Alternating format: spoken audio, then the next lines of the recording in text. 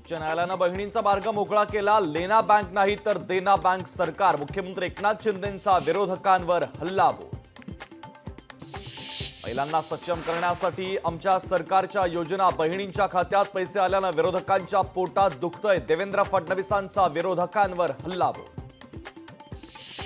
अजित पवारांनी डॉक्टर हेडगेवार आणि गोळवळकरांच्या समाधीचं दर्शन घेणं टाळलं। अजित पवारांनी रेशीमबाग परिसरात मात्र समाधीकडे जाणं टाळलं। बारामतीमध्ये जय पवार यांच्याकडनं कुस्ती स्पर्धेचं आयोजन। जय पवार आणि युगेंद्र पवारांची भेट। कुस्ती स्पर्धेत मानाची गदा दोघांनी एकत्र उंचावली। सुपारी बहाद्दाराला धडा शिकवण्याची वेळ। पराभवासाठी कडूंनी सुपारी घेऊन मतांचं विभाजन केलं। नवनीत राणा बच्चू कडूंच्या विरोधात आक्रमक। मनोज जरांगे पाटलांनी घेतली राजू शेट्टींच्या कुटुंबियांची भेट। राजू शेट्टींच्या कुटुंबियांकडून औक्षण करत जरांगे पाटलांचं स्वागत।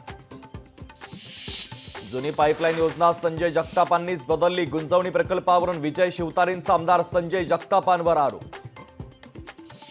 पालकमंत्री शंभूराज देसाईंच्या हस्ते कोयना जलाशयाचं जलपूजन। वीज निर्मितीसह सिंचनाचा प्रश्न निकाली निघणार।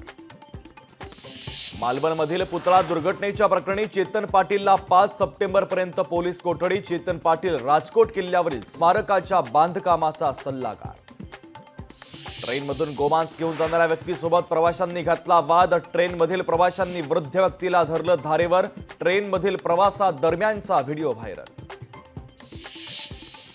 संभाजीनगरमध्ये प्लास्टिक सदृश्य तांदूळ बाजारामध्ये प्लास्टिक सदृश्य तांदूळ मिळत असल्याची माहिती। तर तांदूळ खरेदी करताना नागरिकांना काळजी घेण्याचं आवाहन। लोकशाही मराठी ऐका, पहा, जागरूक रहा।